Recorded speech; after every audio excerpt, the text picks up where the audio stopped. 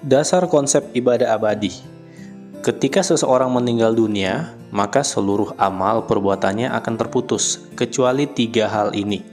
Yang pertama adalah sedekah jariah atau wakaf, yang kedua adalah ilmu yang bermanfaat, yang ketiga adalah anak soleh yang mendoakannya.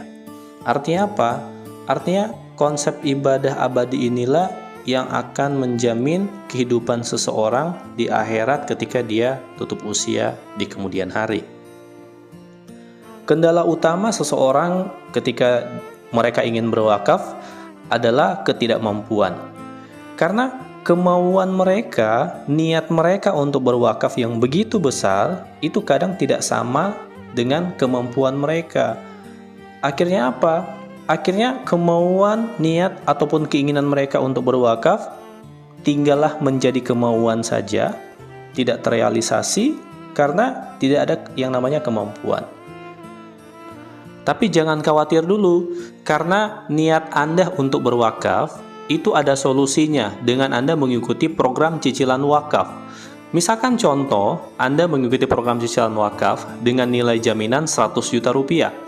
Nah, apabila Anda misalkan tutup usia di kemudian hari, entah itu di bulan depan, tahun depan, 5 tahun depan, ketika Anda tutup usia, maka keluarga Anda akan menerima nilai warisan cash sebesar 100 juta rupiah.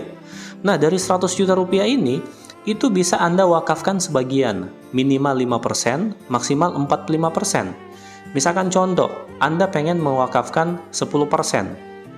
Berarti Anda mewakafkan ke Rumah Zakat Indonesia itu sebesar 10 juta rupiah. Nah, yang 90 juta itu masuk ke keluarga, ke ahli waris, dan yang 10 juta yang Anda wakafkan itu dikelola oleh Rumah Zakat Indonesia.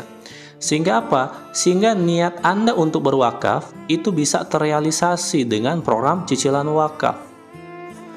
Berikut inilah adalah cicilan wakaf kalau Anda mengikuti program, misalkan contoh cicilan 500.000 setiap bulan atau misalkan 300.000 setiap bulan.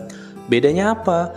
Bedanya adalah semakin besar nominal cicilan bulanan Anda, maka semakin besar juga nilai pertanggungan warisan dan juga nilai wakaf yang bisa Anda dapatkan. Nah, ibadah abadi yang dapat menjamin di kehidupan selanjutnya itu ada 3 hal. Yang pertama adalah sedekah jariah, ilmu yang bermanfaat, anak soleh yang mendoakannya. Nah, di sini Anda bisa melihat misalkan contoh Anda usianya misalkan 42 tahun. Misalkan Anda pengen ambil iuran yang 500.000 setiap bulan selama 5 tahun. Nah, maka Anda tinggal lihat yang di rate usia 41 sampai 43. Berarti total jaminan nilai warisannya adalah 330 juta. Nah, dari 330 juta ini, Anda yang tentukan mau berapa persen untuk diwakafkan. Jadi, konsep di sini adalah uang pertanggungan warisan yang sebagiannya buat diwakafkan, sebagian besarnya juga buat keluarga yang ditinggalkan. Total iuran selama 5 tahun kalau Anda mengikuti iuran bulanan 500.000 yaitu 30 juta. Tapi jika Anda kepengen ikut iuran yang jauh lebih murah, maka Anda bisa mengikuti dengan iuran 300.000 rupiah setiap bulan selama 5 tahun. Nilai jaminan warisan yang akan Anda dapatkan itu sampai Anda usia 99 tahun. Artinya apa? Anda hanya membayarkan selama periode 5 tahun saja dalam bentuk cicilan iuran, dan selanjutnya Anda akan mendapatkan manfaat sampai Anda usia 99 tahun. Kalau Anda perhatikan baik-baik di tabel ini, usia semakin di atas, kok nilai warisannya lebih kecil? Jawabannya adalah karena tingkat resiko hidup seseorang ketika dia berada di usia lebih lanjut, itu tingkat resiko hidupnya itu jauh lebih besar. Makanya jaminan nilai warisannya juga lebih kecil.